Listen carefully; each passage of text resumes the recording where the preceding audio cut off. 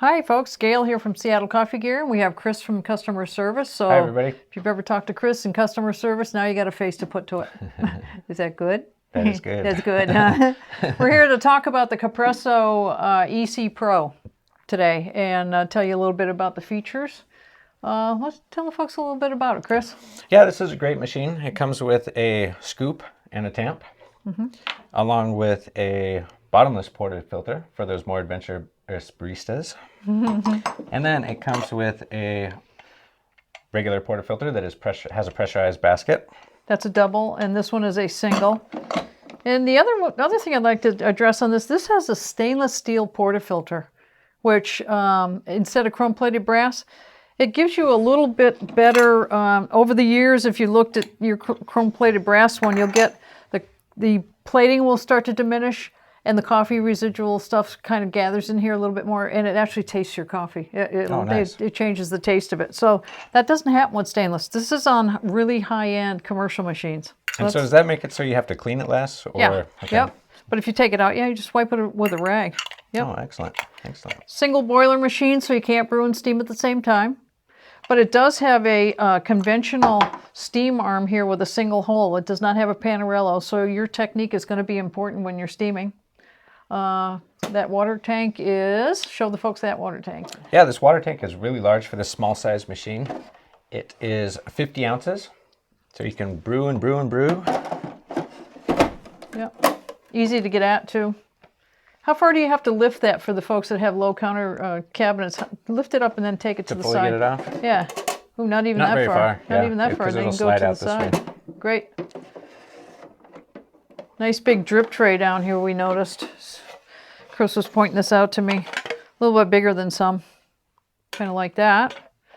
For me, that's a huge issue because sometimes I'll forget to clean it out. And, you know, it's sometimes when you're walking to the sink with it, it's a little scary. Yeah, I've seen it. Water everywhere. I've seen it.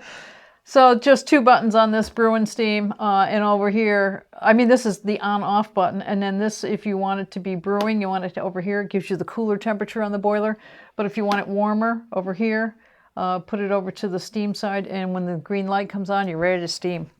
And also turn this to the left and it's going to brew, turn it to the right and it steams.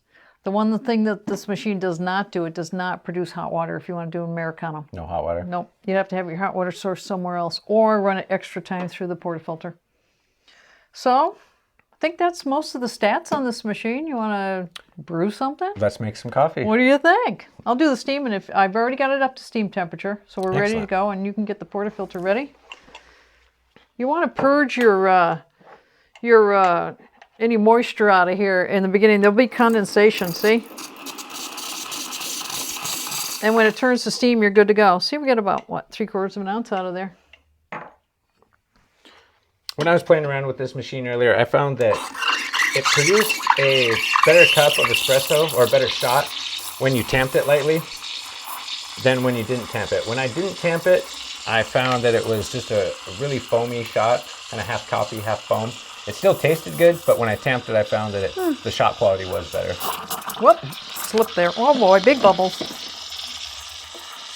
That's interesting. You wouldn't think that would be the case, but it was. So. And the top of the machine does get slightly warm, so it kind of acts as a cup warmer with bypass heat from the boiler. So that was kind of nice as well.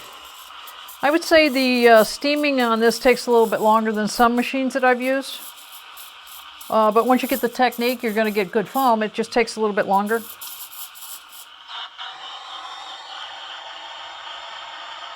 Any tips to help get a better froth out of this? Better microfoam or? Oh, it's like any conventional steam arm. You just barely break the surface so that you don't get these big Jagambi bubbles. You just hear that little noise. You don't want to hear the the big gargling. Yeah, we don't want that. And you'll be able to see it if you get too much of the air going in there. You'll see it turns into big bubbles. Ooh. All right. You know, that's not bad. Not bad. And every time you steam, you always want to purge the machine a little bit just to get any of that residual milk residue out of there. Yeah, you think? Yeah, right.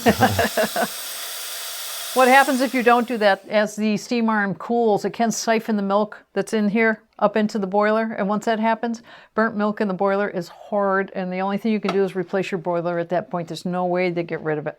Yeah, it smells horrible too. So on this machine, with the steam off, when your green light goes off and you just have the red light up here, you're ready to brew.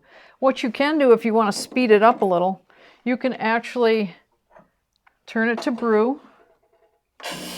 Make it brew, and it's going to draw cold water from the boiler up into the, or from the water tank up into the boiler, hence cooling down the boiler faster than just waiting.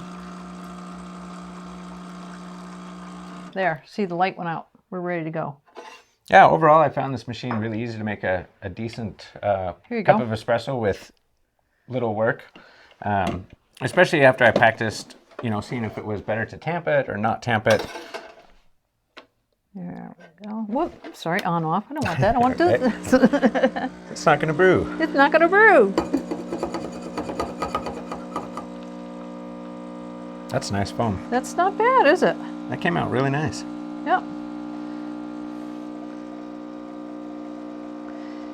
Again, you could fine-tune your shots by getting your grind really perfect and using that bottomless portafilter. That would be a... Okay, now, have you been practicing latte art? I have not been practicing latte art. Darn. I made a cloud earlier, though. Did you? That's about as good as I got it. No latte art today. Oh, look at that. Oh, look I got a little something. It's a, yeah. Mm-hmm. It's like a budding rose bush. Is that what it is? Yeah, thanks. Possibly a four-headed snake. You want to try that? Yeah, absolutely. Yeah. That's pretty foamy. Yes, it is. So a little bit about the pros of this machine.